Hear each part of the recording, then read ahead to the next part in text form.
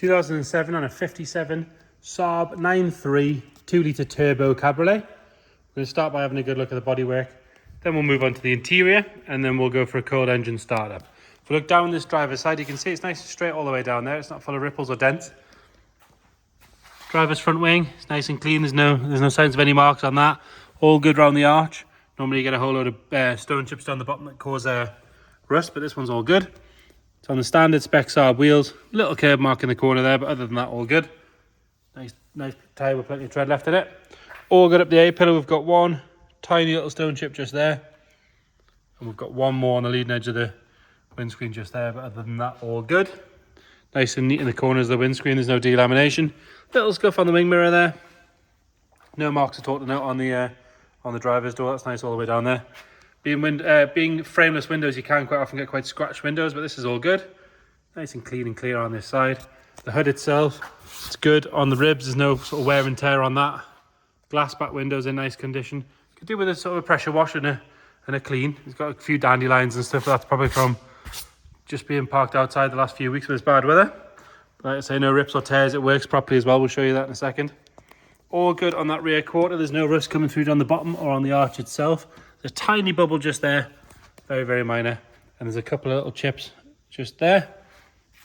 Coming around onto the back. Tail lights are bright and clear on both sides. Rear bumper is nice and neat all the way along. We've got one little chip in the rear bumper just there. There's no scratches on the bottom where things have been lifted in and out of the boot.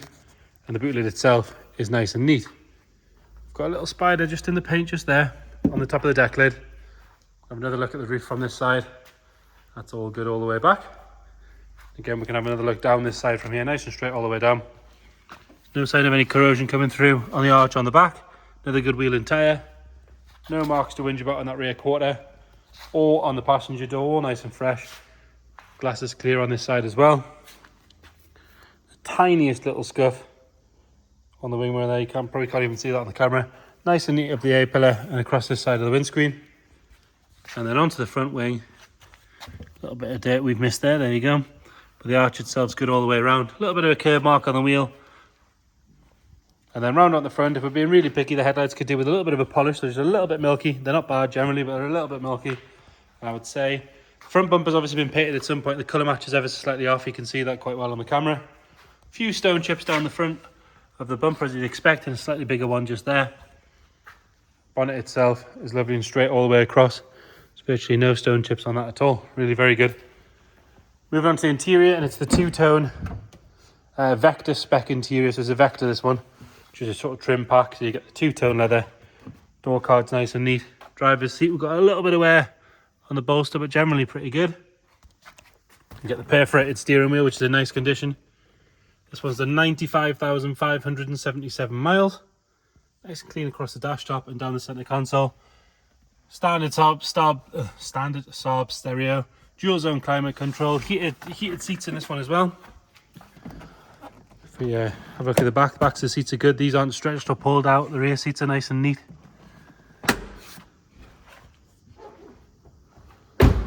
And then into the boot. We do have a car cover in here as well. Gotta make sure that's out of the way of this for when we drop the roof down. Carpet set in the back is nice and tidy on both sides. The underside of the boot lid is good as well. Passenger side nice and tidy on the door card. They have these painted door tops which are actually in really nice condition. They normally get quite scratched. Nice and neat on the passenger seat and all the way along this side of the dash. We will go back around the other side because stupidly we didn't pull the release for the bonnet. Been a long day already today. That, like I say, 2-litre petrol turbo engine. It's the one to have. Nice manual gearbox. This one was driven to us from Scotland as well. Nice and neat in there. 4-cylinder turbo petrol. Even the battery cover's still there. All good. We'll get it fired up. You've got to press the clutch on this one to start it up. Obviously, because it's a Saab, the key goes in the middle. Do have 2 keys with this one as well. Fires up on the button. Better do its checks. Check OK. No warning lights other than it's whinging that we've left the door open. Go straight around the back. Nothing nasty coming out the back. And we'll have a look around the front. Ticking over nice and happy.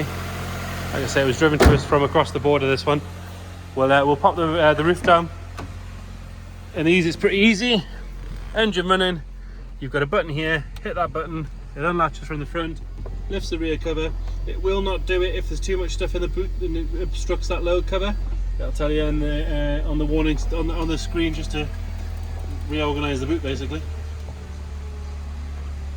And then the load cover goes back. Easy as that, job done. So there you have it. Saab 2 litre turbo, Vector trim. Any questions, please get in touch. Thank you.